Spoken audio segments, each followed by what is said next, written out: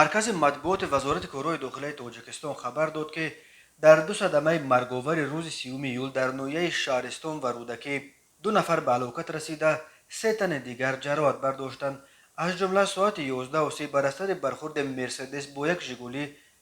در راه دوشنبه خوجند چنوق مسافر 41 ساله وزن 2106 جان باخته. ساعت 15:30 در حدود جماعت گلستان نویه رودکی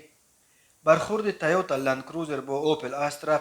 سبب هلاکت یک مسافر جیپ و جراحت برداشتن راننده اوپل و 2 مسافر دیگر تایوتا شده است. روز 30 ایول سال 2021 تخمین ساعت 11:30 راننده افت-ماشین تمغه مرسدس بنز سوراب رستم سال تولدش 1992 ساکن جماعت دهات مینت‌آباد نویه حمدانی هنگام حرکت کردن در شهرهای دوشنبه خوجند چنوق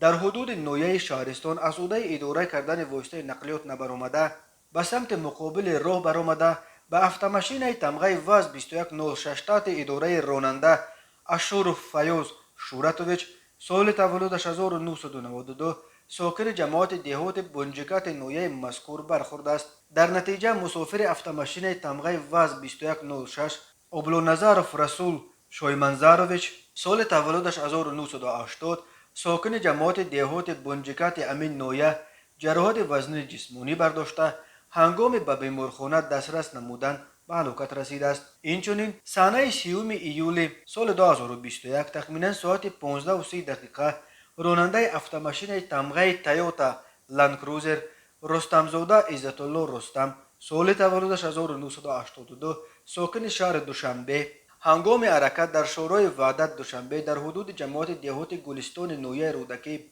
از عهده اداره کردن واسطه نقلیات نبرآمده اول به بتون‌های محافظت کننده راه و سپس به قسمت پیش افت-ماشین تمغه اوپل استرا تحت اداره اشورف کامل ولیویچ سال تولدش 1991 ساکن شهر دوشنبه برخورد است. در نتیجه مسافر تایوتا لندکروزر اکراموف کرامت عبداللهویچ ساکن نویه تیمور ملک جراحت وزنی جسمانی برداشته در جای حادثه به هلاکت رسیده است. راننده اوپل استرا اشورف و مسافران دیگر تایوتا لندکروزر قربانوف عبدالجبار سال تولدش 1982 رحیموف جمعخان سال تولدش 1982 ساکنان نویه تیمور ملک به سلامتیشان جراحت جسمانی برداشته در بیمارخانه بستری گردیدند. از روی این حادثه تحقیقات ادامه دارد.